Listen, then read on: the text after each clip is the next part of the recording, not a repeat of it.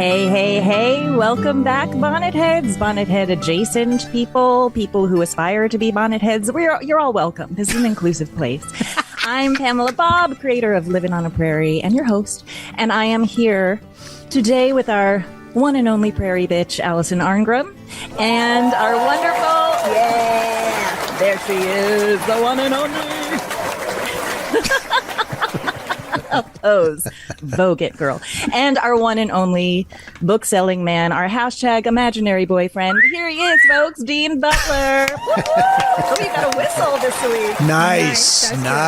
I support that. That's all. That's good, Tony. Thank you. Yeah, he really amped it up. How are you guys doing? Well, good. Allison and I had a nice week last week with the introduction of Prairie Man. I did an event in Simi Valley on the 25th, the release day, and we did it in Simi Valley because that's the home of Little House and where we did our 50th anniversary celebration. But on Thursday night, we went to Barnes & Noble at the Grove, sort of a mecca spot for book signings. It's the place. I did mine there. Melissa Gilbert did it. That's where you go. Yeah. You go to Barnes & Noble's in the Grove if you're in LA. That's the thing. Third floor in that open area. We had a great time.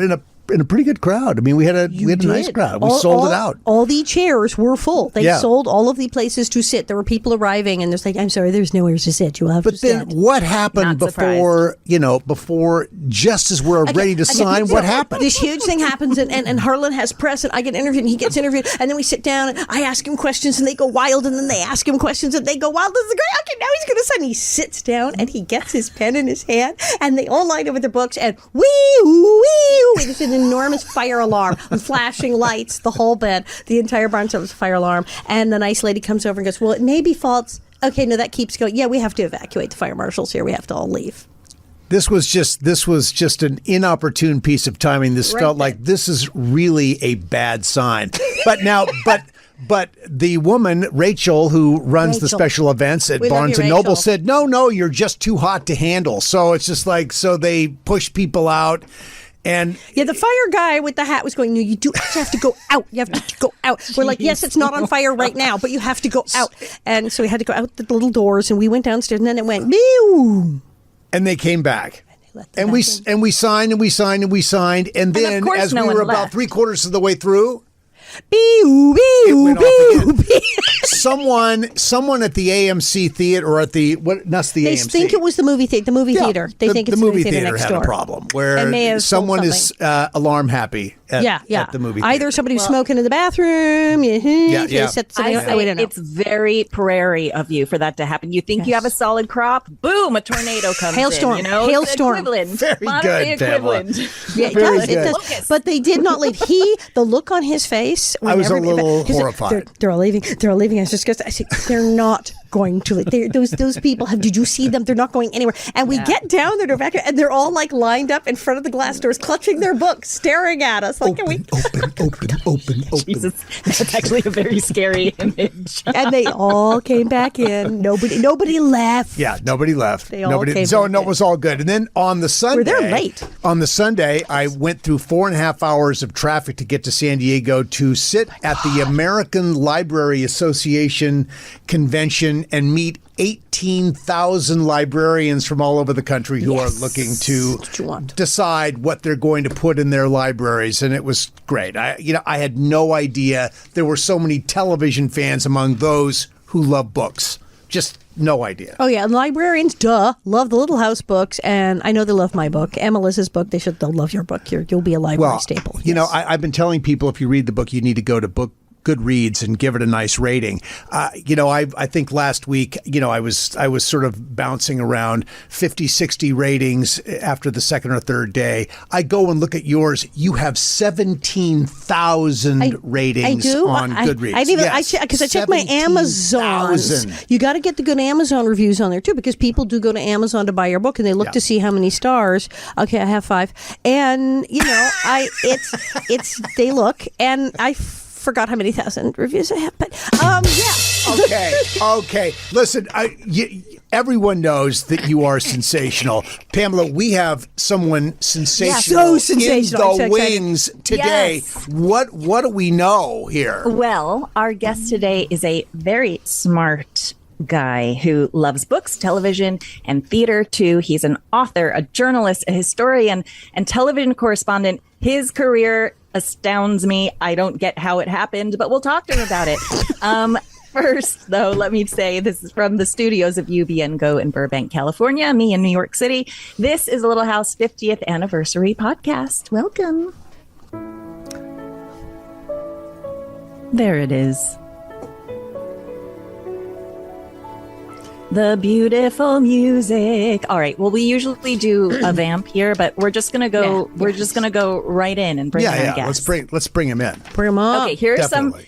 some fun facts. He's a graduate of Harvard. He was the president of Harvard's Hasty Pudding Theatricals, the infamous Hasty Pudding Theatricals. Yes. He played Seymour in a Harvard production of Little Shop Love of this Horrors. fact. I love that show. That also featured current Supreme Court Justice Ketanji Brown Jackson. I've seen pictures. There they are. Best I've seen fun pictures. fact That's ever. awesome. I think that's very, very cool. That's and crazy. he's worked on Broadway too, and we have a director in common. Yeah, and friends in common too. Yeah. He's had an amazing career on television where he is currently a correspondent on CBS's Sunday Morning, one of my personal favorite shows. And he's also the author of Mobituaries, also an awesome podcast of the same name. And his most current book, Roctogenarians, published by Simon and Schuster, celebrates individuals who achieved significant milestones later in life. Oh, we wouldn't know anything about that, would we? Yes, that would be. Hello, we know a lot about that. He is Yeah. deeply appreciated for his ability to entertain and educate simultaneously, using his unique perspective to shed light on overlooked stories and historical figures. Oh, and by the way, he's a bonnet head. We might test his knowledge later on. Oh, in the we're program. definitely going to Please. test his Oh, knowledge. There okay. will be a quiz. Yeah. Please, everyone, let's welcome Mo Rocca.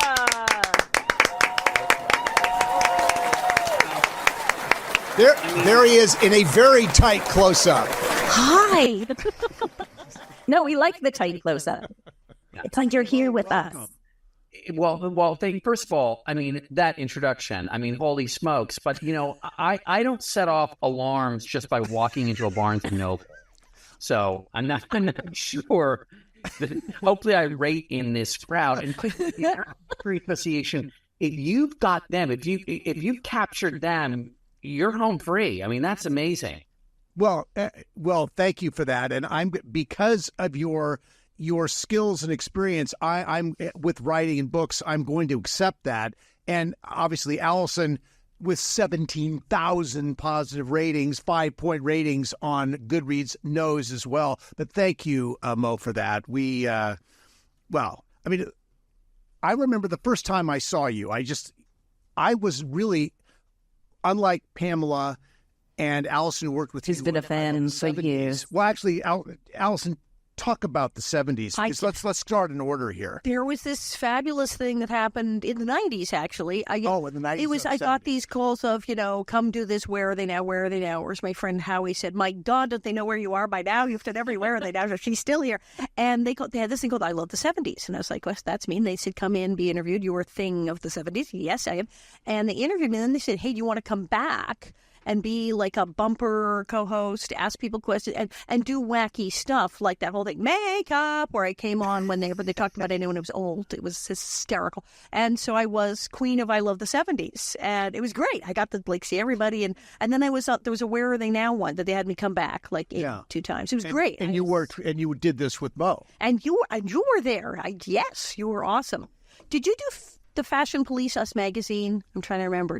I did not. Everyone did that year. I did not. I love the 70s. I love the 80s. I love the 90s. And then they went back and did sort of, subsequent volumes of them. And my understanding is that I Love the 80s were, kind of a big hit. And of course, The Little House are still going in the 80s. So I Love the 70s didn't do quite as well because I think the VH1 audience viewed that as sort of ancient history. They might as well have been studying the ancient Romans. Or were trying to pretend they were too young to remember that. I loved it. I remember watching both of you on that show. well before I knew you, Allison, being like, oh my God, Nellie. But what I want to know is, did you really love the 70s, 80s, and 90s? I mean, I love the 70s and the 80s. And what I really loved about those shows is all those, just thousands, just tens of thousands of hours I spent watching all these TV shows. Finally, I could put it to use. All that I knew about different strokes, Webster, Punky Brewster, Yes, and of orphan-centered sitcoms. I suddenly had a repository for all of this knowledge. Yes. I never realized they are all orphan-centered sitcoms. That's crazy. oh, wow. Yeah, that is interesting. The first time I saw you was, I think, in 2021 when you did this wonderful package with Melissa Gilbert in the Catskills for CBS Sunday Morning. Really nice package with her. I had never seen her looking so bohemian. There's out in the garden with the chickens. The chickens, and the crops. No, and she's out there with but I mean, she looks like some 60s hippie peasant in this package. In the good way. Yeah. No, It's a thing. It's a thing. It's a thing. It's a look. But that was a really nice package, Mo. And I you gave her. It was obviously pandemic, set around the pandemic, and we're talking about why Little House. You're talking about why Little House had a resurgence during that time. It's always been there, but the pandemic was a very good time for Little House, as much as the pandemic was not a great time for everybody. Anything else ever. Yeah. How did that interview come to be? Well, it came to be because I had read an item in the newspaper that the ratings for Little House, which has, as you all know, has never been off the air since the first. It's always been somewhere, that they skyrocketed during the pandemic. And it seemed like the perfect opportunity to go and talk to somebody that I wanted to talk to Melissa Gilbert. So we went up there, and she was very it did appear to be very earth mother. I mean, if she had a sign-up sheet for a new religion that day, I would have signed right off, because it had Solid cult leader. Yeah, and it was really great just having a talk with her about why she felt the show had come back in such a strong way while people were flocking to it. And I didn't know that the show was sort of. I hadn't recognized that the show was born out of a turbulent time with the energy crisis and Watergate. That's right. But my biggest takeaway is that David Rose, who wrote the wonderful theme song, also wrote the iconic music for The Stripper. Yes. And we used it. Yes. And we used it in an episode. Did you really? Should we put that on the quiz? He's too late now. You've tipped it. But yeah, David snuck The Stripper into an episode called what? Here Come the Brides? Here Come the Brides. All right, tell Mo that story. I mean, he'll like that. When I married the pig farmer, when I eloped with the lovely son of a pig farmer, Luke. And we're in the hotel, and Mrs. Olsen in hot pursuit with the shotgun. Nels make her a widow. That great moment. But we're another quiz. Taking our clothes off, and we're throwing things over the clothing rack. And I'm getting undressed, and the dress is going over the screen, and then the petticoats goes. And all of a sudden, the music goes da da da da da, and they just start working in the stripper into the theme. It's hysterical. It's because David was, Mo, and you're a musical person. I've long believed that David Rose was a central figure in the success of Little House. Absolutely. That underscore that, and those beautiful themes that he wrote informed audiences of an emotional life that was deep and rich and powerful, and he gave it all of that. There had been a concept about doing it with a string bass and a banjo and a mandolin, and David said, no. Little House needs to be Gone with the Wind. I want people to know that the emotional life is huge. Oh, he's part of why people cried so much. You'd have a scene shilling at that music. Opening credits. Yeah. What's really? Go ahead. I was going to ask about that in the opening credits. I'm sure you've heard many versions of this, but years ago I was sent a dance remix version of it. Yes, I've heard it.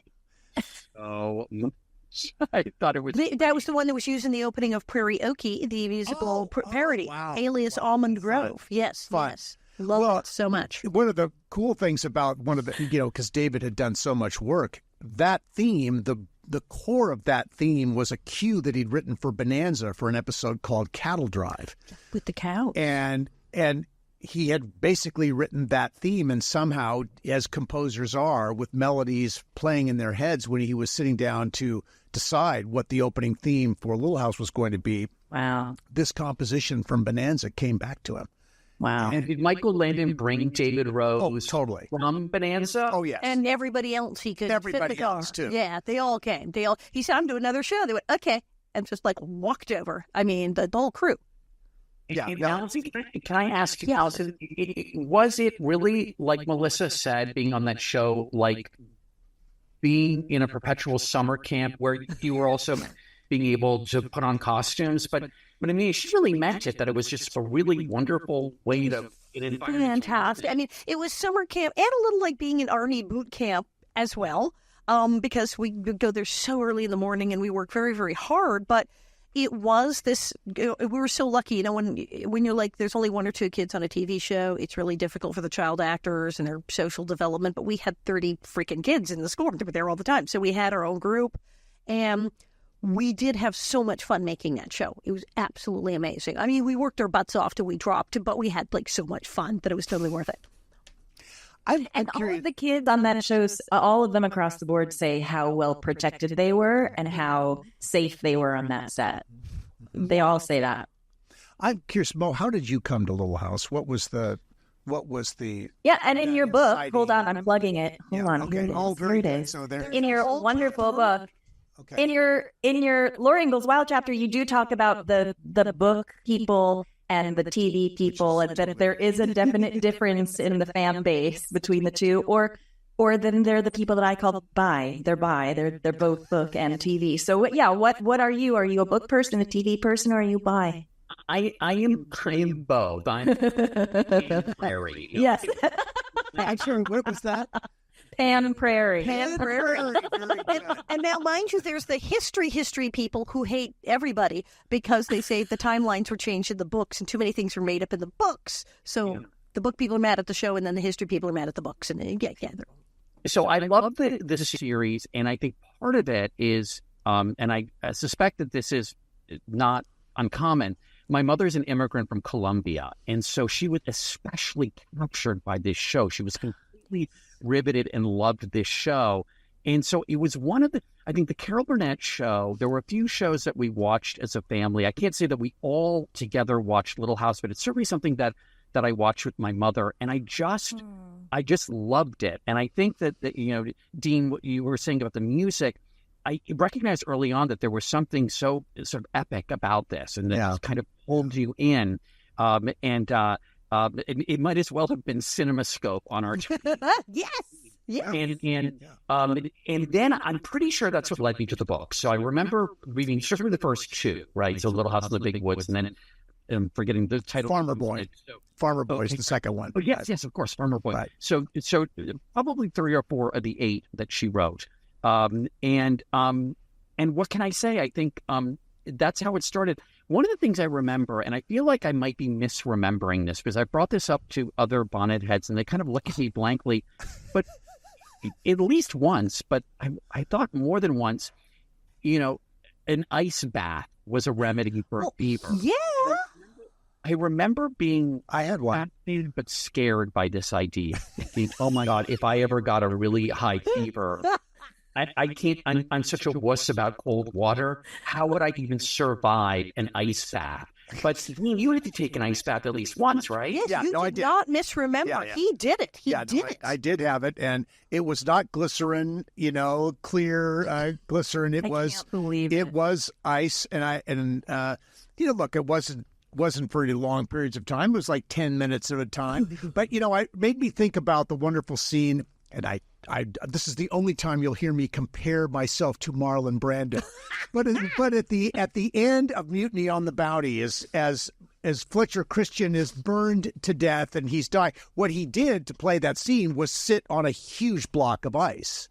My God. To be very cold and shiver, which of course, when you are burned, you are cold. You feel cold. Dying. So you play in a world of opposites. High fevers are wonderfully manifest by being freezing.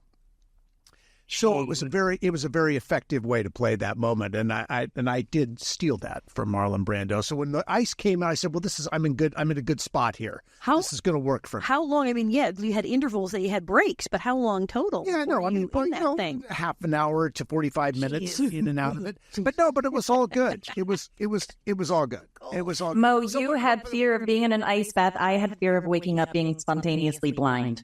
That was my fear. Right? Yeah. Like waking up one morning. Yeah. And I have an Almanzo related question, which is that somebody has told me, somebody said to me, I think it was over social media, to make sure that the pronunciation. Oh dear Lord, Lord, We're going to bring this up. Because I think I misstepped in the audiobook recording of my book. Did. You did. For shame. You did. But, I look at, like Cole Porter would look at it, tomato, potato, almanzo. It's all the same thing. You say Almanzo, I say Almanzo. Almanzo. Yeah, I always blame Lucy Lee Flippin, who played my sister Eliza Jane. She was the first person to say the name on camera. Of course, it was not her fault, but how we missed this, I'm not quite sure.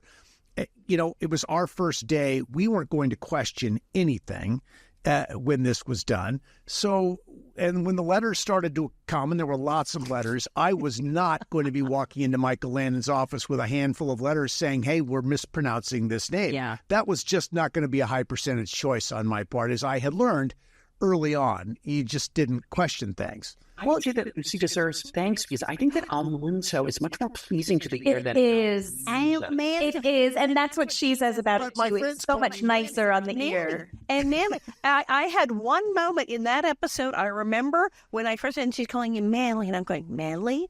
Almanzo, Manly. Would it be Yeah. Then it would be Monley. Pleasure. Unless, of course, Exactly. his name is, oh God, no, don't go there. Don't think about it. Don't think about it. And then I put it out of my mind because I realized, You can be forgiven, Mo, on that one. Mo, It wasn't here's my until- philosophy. Yeah. Yeah, my philosophy is for the books and the history, it's Almanzo. For the TV show, we're allowed to call him Almanzo. Perfect. That's the difference. That's how we differentiate. Damo. There. Or is it? Yeah, or Zeldano. Yeah, right. There you go. Zeldano, There you Zeldano, go. Almanzi. I stick to this as being a very important happy accident. Just like when Clara Peller, who was given the line for her famous Where's the Beef ad, her line was supposed to be, "Where's all the beef?" But because of her emphysema, she could only get out, "Where's the beef?" And I think we all know that "Where's all the beef" would never become Never. I love that story in your book. That's a great story. Oh my God, yes, that is in his book, people. Yeah, no. How did this idea come together? What made you think of this Roctogenarian idea? Well, I mean, old people are my jam. Thank you. A really long time. For 17 years on CBS Sunday Morning, I had a cooking show where I went around the country interviewing grandmothers and grandfathers in their kitchens. Yeah. They just said better stories, but the reason I'm drawn to them, and it's aspirational for me, is I have found that the older people get, the less they care about what other people think of them. Oh, that's interesting. So they're unfettered. They can't act. They're not crowdsourcing who they are, or their opinions. And it's no surprise then that so many end up accomplishing great things late in life. And so my co-author, Jonathan Greenberg, and I thought this will be a really great counterpoint to ageism, which is real, which is definitely real. Like the idea that you should just sort of hang it up in the last third of your life, like clear the decks, make way, Yeah. Well, yeah, with our youth obsessed. I mean, it gives us all hope that as the clock keeps marching on, that that we have a shot to do something special as we get into our 60s, 70s, and beyond. That there are good things that are possible, and that's a really nice message. But that's true. I like what you say about not crowdsourcing who you are, because I mean, in show business, you're always social media and polling, getting opinion, but There is a thing when you're young, I don't know, I mean, guys too, but especially actresses in Hollywood. Yeah. Oh, my God. What are they thinking? How do I look? And what should I wear? And should I have this hair? And it's constant. It's just insane. And when you get old, you go, I don't care anymore. And boy, that's massively freeing. So, yeah, that would make sense. You'd be able to write the book or do the show or the thing you wanted to do. I know my act sure got better after 40. Damn. I remember when I turned 40, Allison, you were like, this is just the beginning, baby. Like, this is it. It starts now. True. That was a while ago, but Well, yeah, and as you all know, I mean, Laura Ingalls Wilder didn't get her first Little House book published until she was 65. I mean, and her life after those prairie years was really, really, really difficult. So it's an extraordinary story that she wrote the first of 8 of these books, when she was 65. A completely different life after that. Just earth-shattering. No A question. different world. No question. All right. Well, coming up, we're going to take a break, but coming up, Mo's career has been dedicated to words, humor, and history. And maybe we'll talk about a love of the stage a little bit, and television, and a little more Little House. So stay tuned. Okay. When you visit Simi Valley, California, you are stepping into the pages of history. Go from the pioneers to the presidents, explore beautiful wildflowers, hike through iconic Hollywood locations, and end your day aboard the actual Air Force One at the Ronald Reagan Presidential Library and Museum. Throughout the summer, take the Little House 50th Anniversary bus tour at Big Sky Movie Ranch. It's less than 15 minutes from Los Angeles and 30 minutes from Universal Studios. Simi Valley has small-town charm with a big-time history. Go to visitsimivalley.com for more information. We also want to thank Alexander GMC of Simi Valley, Golden State Water Company, Marketingscape, Strathern Historical Society, and WM, formerly Waste Management, and Vista at Simi. By the way, just so you know, just to confirm what Allison said in the little promo, Little House 50th Anniversary bus tours are continuing on July 20th, August 3rd, and September 14th. Go to simivalleychamber.org, select Little House 50th Anniversary, and then bus tours to get your tickets. It's really fun. It's hot, but it's fun. It's so hot. I might do the third. Good to know. Let's do a bus tour with, Nellie doing it. All right, welcome back, everyone. We are here with the eclectically talented Mo Rocca.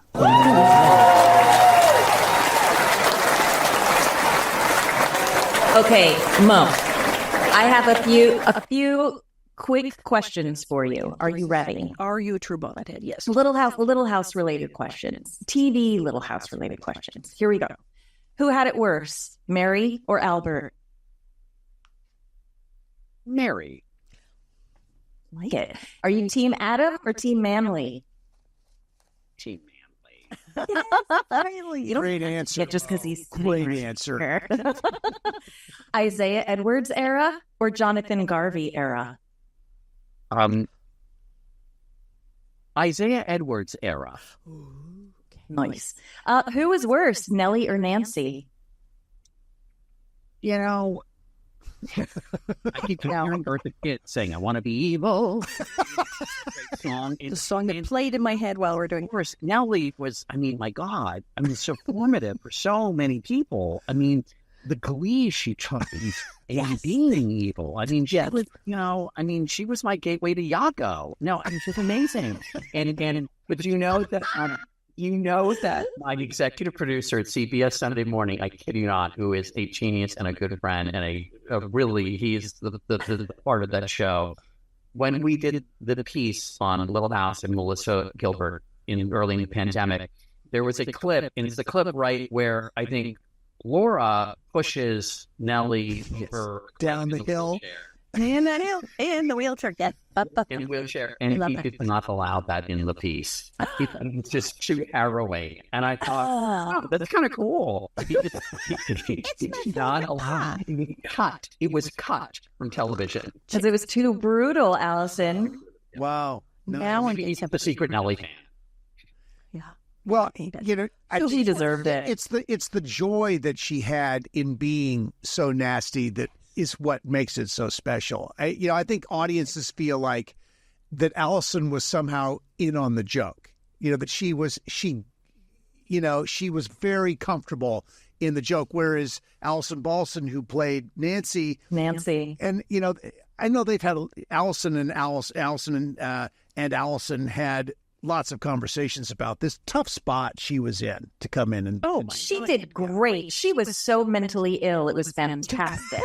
Brilliant child. She talked about it. She was like 11 and was just like how old when I was when I started. She said, well, I didn't want to copy you. I grew up as a little girl watching the show. I know what you did. I watched it. And she said, I didn't want to copy you. So you kind of went for imperious and bitchy. I went for crazy. And I said, nailed it. Nailed it. Well, you had a glint in your eye. Thank you. Yes. Thank you. For being evil. And I think that was inimitable. I also have to tell you that a weird thing happened. I don't know if it's ever happened, if you know of anyone else this has happened to. For a long time, I would switch in my head. I would forget, I would switch Nellie Olson with Nellie Forbush, the character in South Pacific. South Pacific. Wow. Well, that's interesting. Oh, that's weird. And I don't know, am I the only person that would do that? No. Here, present. I did it too. I did South Pacific when I was a sophomore in high school, and I did that all the time. I just think if you're a bonnet head, you cannot escape the Nellie at all. Yeah. But the thing is that Nellie Olson would wash that man right out of her hair. But that's it. See, this is what you do. That right there is what you do. So happy. Pamela, you've got this. Like, let's try and get to the where this all began for. Well, Mel, I'm endlessly, and Allison and Dean will tell you all week, I've been like, I don't understand his career because it's an incredible career, and I know that you started off, doing theater and musical theater, but then how did it branch into so many different amazing things? What was the launching point for your career, and when did you know, like, oh, this is what I do? I think for me, the most important sort of turn in my career early on, after doing musical theater, going to New York and trying to, getting in lines out, and to wait early in the morning, to eat bars if I only had a brain. That was my up tempo. My ballad was from Bells Are Ringing Long Before I Knew You. But then a friend of mine helped create a show called Wishbone on PBS about a Jack Russell Terrier when his dream life becomes the heroes of classic novels. It was like an English, like an assignment from an English teacher on LSD. Right? It was just a crazy idea, and it was a success. And the show, I think, I had a small part in it, but I think it was a great success, and it taught me kind of how to take some of the greatest stories ever told and then distill them into half-hour versions as seen through the eyes of a dog. It was an extraordinary experience, and I actually was thinking about it at the beginning of this conversation because the American Library Association, again, that mafia of librarian, because they believed in it. They were so impressed. And this was a TV show. I remember the TV show that they endorsed kind of the books that spun off of it, and it really helped get it into classrooms as a learning tool. But that's really how I learned how to write, I think, and I kind of went from there. But that was really formative for me working on Wishbone.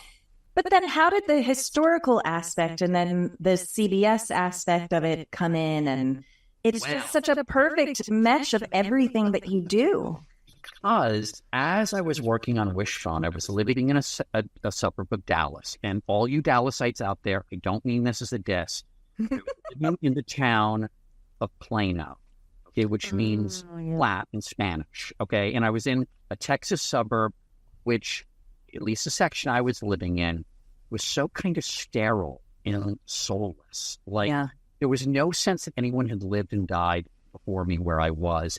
And I found it very unsettling. And I found, I didn't feel like I had, that there was a ground beneath my feet. It just all felt so ephemeral. And so I suddenly developed in my 20s this need to know, who had lived and died before me wherever I was. So I began obsessively looking at historic markers wherever I was. So I would drive, Ohio. It's crazy. It's like they have a really great State Historical Association. They've got these little brown signs all over the place. And when I drive through Ohio, as one does, I guess, I would just drive, pull over to the side and get out and start reading them. So I became very, very attentive to that. And then for some reason, I became interested in the presidents that you can't remember were actually president. The guys who Teddy Roosevelt, they got a lot of facial hair. You know, a couple of them unfortunately were assassinated, and a lot of them actually were from Ohio. And so I started visiting the homes of these presidents because I was very interested in who worked there, the docents, great NPR word, the docents who volunteered their time there. Because I'd grown up in the Washington, D.C. area. I'd been to Monticello. I'd been to Mount Vernon. You're sort of in awe before you walk in. But who goes to the Benjamin Harrison House? Right. Delaware Avenue in the old North Side section of Indianapolis. Who goes to who's visiting Harding House? Yeah, right? Martin Van Buren, right. Like in old Kinderhook, New York, Martin Van Buren, right? And with his crazy whiskers, like those with the mutton chops, yeah. Yeah, it's like a character from the cast of Cats. I mean, it's a beautiful house, by the way. And so that got me sort of interested in sort of off-kilter kind of adjacent history. But then that goes in, but I love how it it skews into your theatrical background too, because, like, for example, last week you did a segment on CBS Sunday Morning on Bayork Lee, which theater people know who she is. She's a legend, but the world at large might not know who she is. And I love that you take these people who are really important culturally that other people might just not really know about or recognize how important what this person's contribution was. So I want to use whatever capital I have to try to bring those people recognition, because not just because I think that they deserve it, but I think that the audience deserves to know who they are. Yeah. I'm also very interested in what I think of as sort of undervalued stocks, like people who actually will make an audience, when they see them on TV, go either, oh my God, I love Angie Dickinson. Where's she been? And like, and she's not selling anything. We're just having a conversation. Or, holy cow, Bayork Lee, what an amazing! Wow, this is incredible. She was 5 years old and she was in the original King and I, and then she's now 78. She's teaching people the turkey lurkey dance from Promises. So it's they're undervalued stocks. Yeah. I love that. I'm inspired by all of that. I love what you do. Anyway, I'll stop gushing. In the original company of Into the Woods, Merle Louise was a member of that company who was the original Baby June in Gypsy, which is and here in Into the Woods she was the voice of the giant and Jack's, or the little old grandmother. Yes, I never realized that was her, Dean. And Merle Louise was Baby June in the original. I mean, it's just just sort of there are remarkable stories. I think in that community, you, because of the whole nature of what the work of the theater is, where you have a part, you take the part, you do the part, there is the possibility of that lifelong career, and it can be a very wide-ranging career. But you're not necessarily ever a household name doing that, right. But you can have a wonderful career doing that work. It's so interesting that you're mentioning Merle Louise from the original cast of Gypsy, because I was just with June Squibb, who played Electra, one of the three strippers. Yes. In the original run of Gypsy with Ethel Merman. Oh my God. And now at 94, she's the lead in a movie for the first time ever. And her work has never been better. And she had this movie, Thelma, which is the June Squibb. And she's fantastic in it. And she said to me, and it all comes back to the prairie. She's from rural Illinois. She's got that great Midwestern thing where she's not like brassy like a New Yorker. She's not syrupy like a deep Southerner. She's just kind of that great Midwest thing of like, well, I know what I do and I do it well. And I just sort of stick to it and I just keep doing it, working on it. And she says because of her age, she really, really is more willing to just kind of go for it because why not? And her work has never been better. I saw ads for that. Oh my God, that woman, she's 94. It just makes you so, we think about our culture and that we dismiss the people who are in maybe their second half of their life or the last quarter of their lives. We do dismiss them as a culture, and we don't, it's a shame, because that's where the wisdom is and that's where the groundedness is of who you are. And like you were saying before, you don't need to impress anyone, just... Our cast, we have some Roctogenarians in our cast. Yeah. Okay. No, exactly. Dean, are you discussing your age? Because you did just write. Well, I'm not. I'm 68, so Yeah, so It looks amazing. So I'm I don't hide from that, and we do have well, look, We do. You are early in your 60s now yourself. I'm 62, and I mean, I'm heading out to P-Town to do 3 shows at the Red Room, and then I'm doing all the Prairie events, and then I'll be in San Francisco to Oasis. So I'm like, blah, blah, blah, blah, blah. And I started doing my one-woman show, Confessions of a Prairie Bitch, and then created the book. That was well after 40. I also, after 40, went back to school, learned French, and started doing my French shows. So it's like, I'm like, gee, now 60s. What am I going to do now? What language? And I was just, our cast includes Charlotte Stewart, who was Miss Beadle at 83, Karen Grassley, 82, all of whom are still appearing in places, acting, doing stuff. And Bonnie Bartlett, Miss Grace Edwards, who just put a book out last year, is 95 and still makes personal appearances and has a book out. And she's a pistol. She is a very opinionated, strong-willed person. The book's wild. She did interviews about the book, and it's all about like woo. So I mean, nobody in our cast stops. We're like, what's next? Yeah. Allison, I'm going to lose points for this, but the name of the actress who played your mom is Catherine McGregor. Catherine McGregor. Okay, so was she we're talking about these people who are sort of fonts of wisdom. Was she, and Melissa sort of said this to me, like she was really great and really generous. She was bonkers, but oh my God, she did know everything, had been everywhere, had worked with everybody, had seen it all. And she did the acting tips, but I mean, she gave me books on meditation because she was going to the Vedanta ashram and to India, and I'm 15, and she's giving me, meditation, its methods, and the writings of Swami Vivekananda. And it's just like, what? And then you, of course, went to it because she was the font of acting advice and solicited Anna. No, exactly. But she was, I think that was what I loved about Catherine, is that she was unabashedly passionate about the work that she was doing. She made no apologies for the fact that she was obsessed with the work that she did and doing it as well as she could do it and doing it thoughtfully and intentionally. And she had no use for stardom. That wasn't what she was about. It was about craft for her. And she just brought all of that. And she was so much fun to be around. I think she was exactly like Mrs. Olsen. I know people disagree, but I because there's more to her than that, obviously, but she was very special. She wasn't mean like Mrs. Olsen. She took in stray people and animals. I mean, she was like the opposite of that.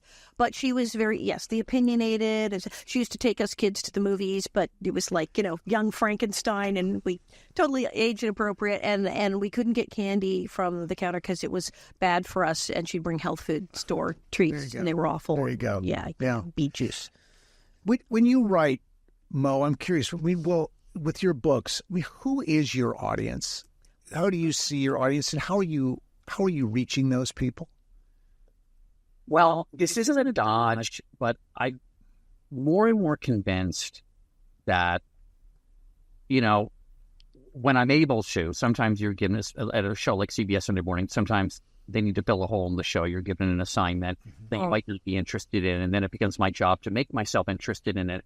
But when I'm given latitude, like in writing books and in my podcast, I think it's really important to tell a story that I'm genuinely interested in, because I'm convinced that if I'm interested in it, the audience is smart, has real horse sense, and can tell. Yeah. I remember for a while I was touring around campuses doing a PowerPoint slideshow of all the different presidential grave sites I've been and workers I met through that. And I can tell you that, sometimes going to Big Ten schools, being brought in by their student activities, committees, I always felt like a lot of these kids, if they knew what I was going to talk about beforehand, they wouldn't have shown up. And I was particularly kind of just proud that I kept that, and that they sort of left kind of sometimes scratching their heads, probably going like, I think, saying, wow, that was interesting. That was cool. I mean, yeah. So I do think of it in those terms, like how can I make people interested in what I'm interested in? How can I, how can I infect them? Well, better. I think you do so much of it with humor. I know, Allison is so plugged into her humor. I mean, the humor's serious business. I mean, where does that come from?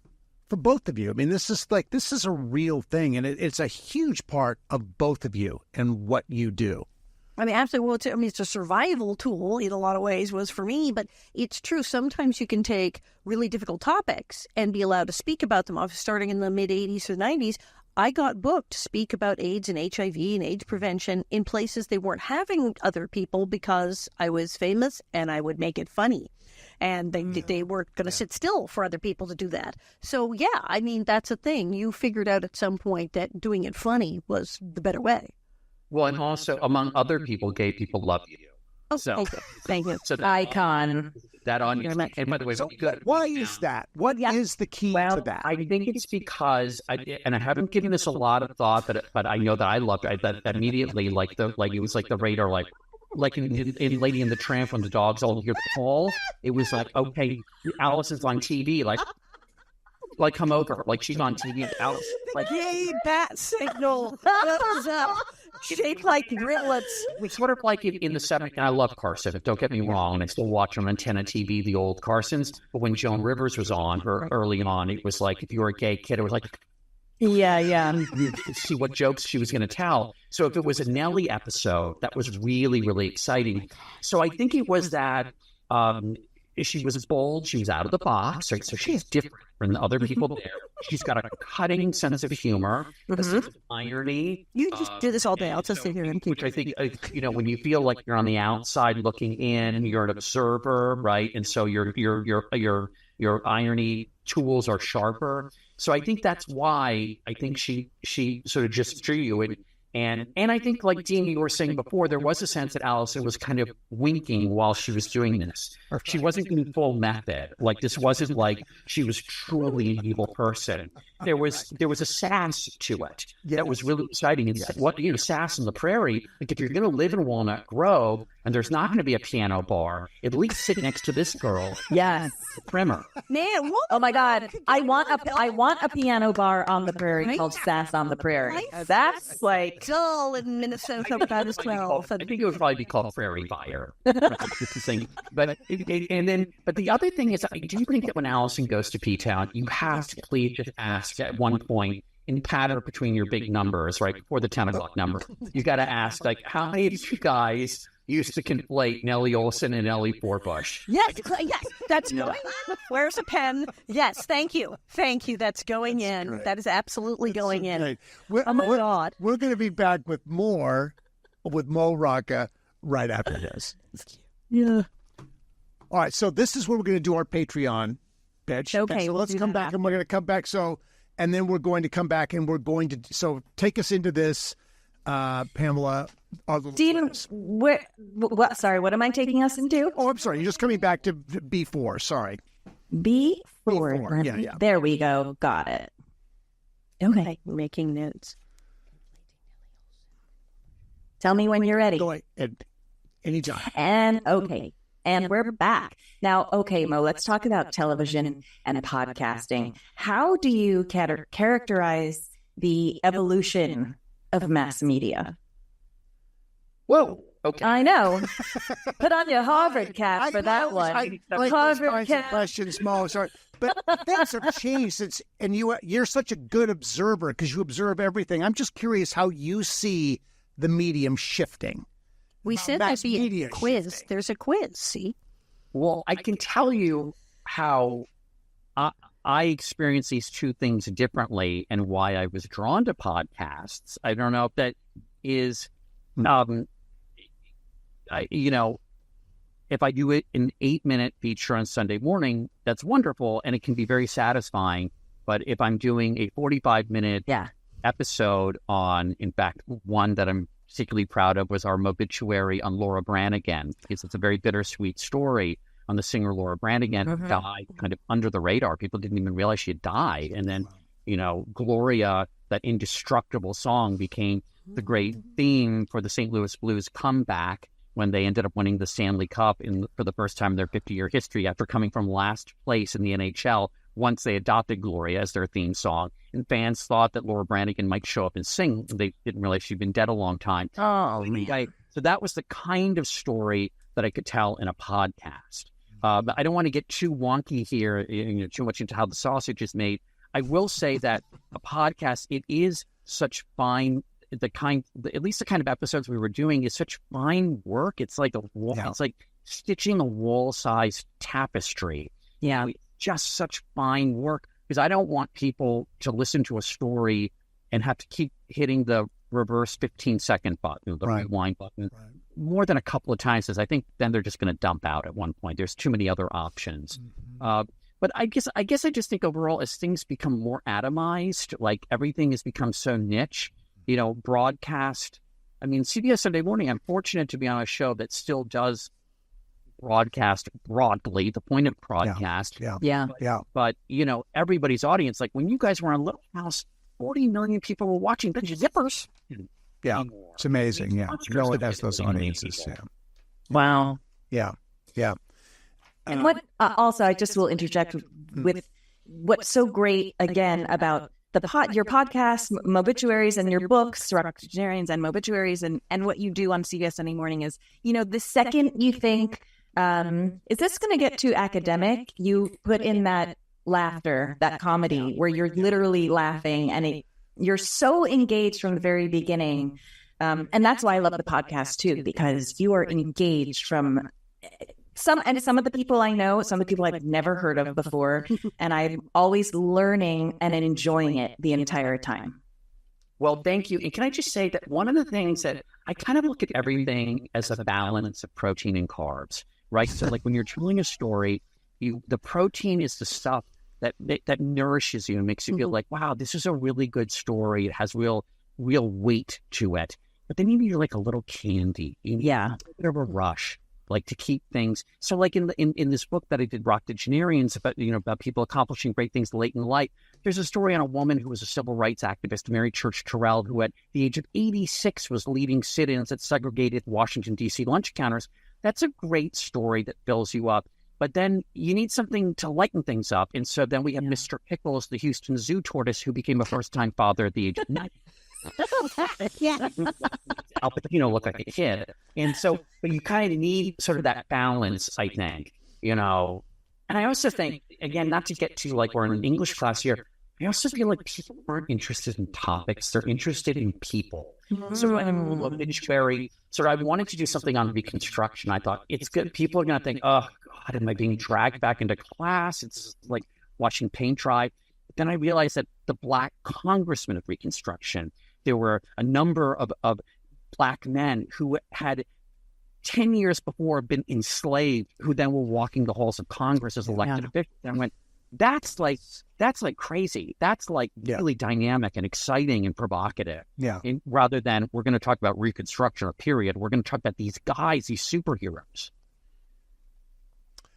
How do you find your subjects? How did you come to that? You thought, I want to do something on Reconstruction, and then in your research, you just found these people? I found somebody had said something. I had read something about the Black senator from Mississippi in the 1870s. I'm like, what? What is this? Yeah. Possible.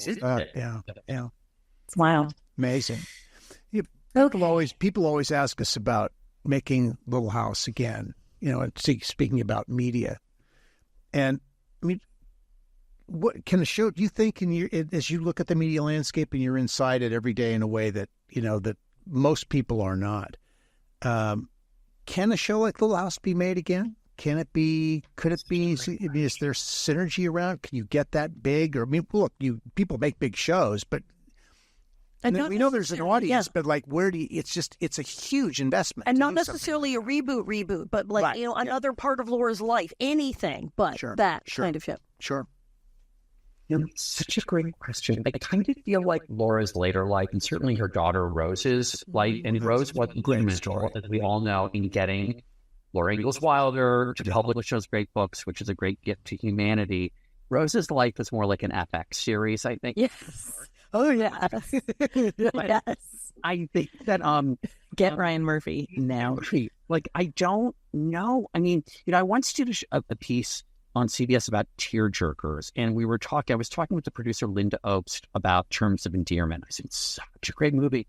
And I said, could it be made today? And she said, well, it would probably be from an independent studio, which is interesting to hear that a movie that was that great. So I don't know. With Little House on the Prairie, if you were smart, you'd go for it, right? And maybe it would be Netflix, and it would be like Bridgerton big, right? Sure. And so I'm not sure what would have to change, because I swear to you, I went back and watched old episodes like The Wisdom of Solomon when I did with Todd Bridges, when I did the interview with Melissa Gilbert, and it does hold up. Yeah. And I also think it's sort of like today it would be called, and I don't mean this in a snide way at all, like slow TV, like almost like Little House, like CBS Sunday Morning. There's Nat sound. Like, moment to hear, like, what are we doing now? We're not just filling every bit of silence. Right. Yes. It was so smart to do that. So I do think people hunger for that. Yeah. You know, yeah. I wonder though if a reboot is possible, would it be demanded of the reboot to be historically correct, like the book, that sort of harsh, really harsh condition, as opposed to what Michael Landon did, which was prairie fantasy. I mean, it really was a fantastical version of the prairie. I don't know if people would accept a fantastical version of the prairie now. They might. Bridgerton's big. Yeah, well, sure, true. I mean, of course, and there's all sorts of liberties which are really interesting and creative. All I know is that if there's a reboot, I need an episode that takes place in 1890 when they actually say, the U.S. Census Bureau says, okay, the frontier is closed. It's the whole thing. Right. There was the moment when they're like, the frontier is closed. I just love the idea of like a frontier closed sign, a guy in a coonskin cap and a rifle showing up, and then walking away, just slinking off. I got your 5. We'll be back with more with Mo Rocca right after this. When you visit Simi Valley, California, you are stepping into the pages of history. Go from the pioneers to the presidents. Explore beautiful wildflowers, take a walk through iconic Hollywood locations, and end your day aboard the actual Air Force One at the Ronald Reagan Presidential Library and Museum. Throughout the summer, take the Little House on the Prairie 50th Anniversary Tour at Big Sky Ranch. Less than 15 minutes from Los Angeles and 30 minutes from Universal Studios, Simi Valley has small-town charm with big-time history. Go to visitsimivalley.com for more information. And we're so grateful to visitsimivalley.com for their commitment to present this Little House 50th Anniversary podcast. We also want to thank Cozy TV, Rodex, Modern Prairie, Price Board, City of Simi Valley, Adventist Health Simi Valley. Thanks, everyone, for your support of the Little House 50th Anniversary podcast.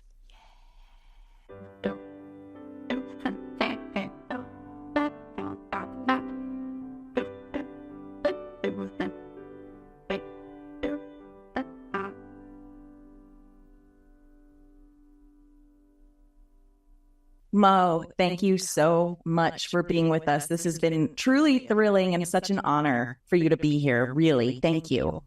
Okay, Mo, we've got to ask you, will you tell us some of your favorite episodes from Little House on the Prairie? Well, I think one would have to be the ice bath episode. All right. Yes. Yeah. Excellent. I don't know the title of it, but I know that it's seared. It's seared in my memory. Good. Yes. Good. Me too. Right. I love the plague episode. I think it's a great episode, fantastic episode. And I would say I'm trying to think of what is Nellie at her most terrifying. What episode that would be? I think it will help with this. Well, now, I mean, the bunny is going down the hill in the wheelchair. Pretending to be paralyzed, which is pretty bad. The music box. Music box, because I torture a stuttering girl, which nearly killed me to do it. And then the dream sequences where we have Laura in a dungeon and then hang her, and I'm the executioner in a hood. That one's pretty bad. Was there another one that's Nellie Executioner? Really, Nellie Executioner is pretty bad. Talking Machine. That was pretty terrible. She's so horrible. I record Laura talking about a boy and play it in school. I like that one because when Miss Beadle says, stop that, and I turn the crank, they go, I can't, it's urgent, and I'm clearly just going, what? No, I can't. And gleeful every step of the way. See, that's why it works. Yeah, she's like Hannibal Lecter. Just having such a good time doing that. Yeah, you enjoy the kill. Thank you for that. I was thinking it was going to be all It's going to be all Nellie episodes. But thank you for spreading the love around. Like the ice bath, he appreciated the ice bath, and the plague is. Yeah, you got Dean. You got a shout out. It's usually just bunny. Yeah, I know. Well, and I think the plague was such an important episode during the pandemic because it did speak to all of this anxiety that we were. And quarantine was another episode that was quarantine as well. Both plague and quarantine were remarkable in how they held up and how almost spooky they were watching. And it blew people's minds in 2020 when they're watching. They go, "There's an episode called Plague and an episode called Quarantine." They knew. How did they know? And it was kind of freaky. But I was a dum-dum during that time because I showed my son, who was, how long ago was COVID? 10 at the time, during COVID. The plague episode, thinking we'll watch a Little House. Let's put on the plague episode. Nice. And it was the first time he connected the dots of what was actually going on with COVID, and that hadn't really sunk in until I showed him the plague. And it freaked him out. He didn't sleep that night. He had to sleep in my bed with me. It freaked him out so much that he wouldn't watch Little House on the Prairie anymore. I did the anti-Prairie episode. You sure for this episode you traumatized boy. They die in that episode. Do you remember? Yeah, it was a bad move on my part. It's like, hey, we're in a plague. Here's a show about a plague. Let's watch. Bad mom move. Bad. On that sad and revealing note. We're going to, Mo, we need to wrap this up with you. You have been so gracious with your time. Thank you so much for chatting with us. No, I think it's the book. Yeah, living on a prairie. John Bon Jovi do something. I know. Maybe he'll be a guest one day. We'll see. Living on a prairie. Everyone, get the book, Roctogenarians. It's awesome. Listen to his podcast. Mobituaries, and the book Mobituaries also you will love it, your kids will love it, everyone will love it. It appeals to every sensibility, every age category, and thank you for all you do, Mo. Really, thank you so much. I'm ready to my thing to meet a bit. And I had a feeling you had questions for Nellie and Almanzo too, so this is great. Well, good. Well, thank you very much. And I'll bone up for the 60th anniversary. Fantastic. I'll leave that up. I'm there. Any way you answer, Mo, it's always going to be entertaining. Just Nellie. Just Nellie. We thank you for that. Okay. And I know everyone line in P-Town, yes. That is a wrap for us. Sorry, we don't have any listener questions today, but we will be doing a lot of that on Patreon, and we'll be doing more in future episodes as well, so don't worry about that. If you want to see what we're all up to, go to our socials, Little House 50, and Little House 50 Podcast, or our website, littlehouse50podcast.com, and join us next time. Bob, get the wig. Let's fly, everybody. Airplane arms. To the airplane arms.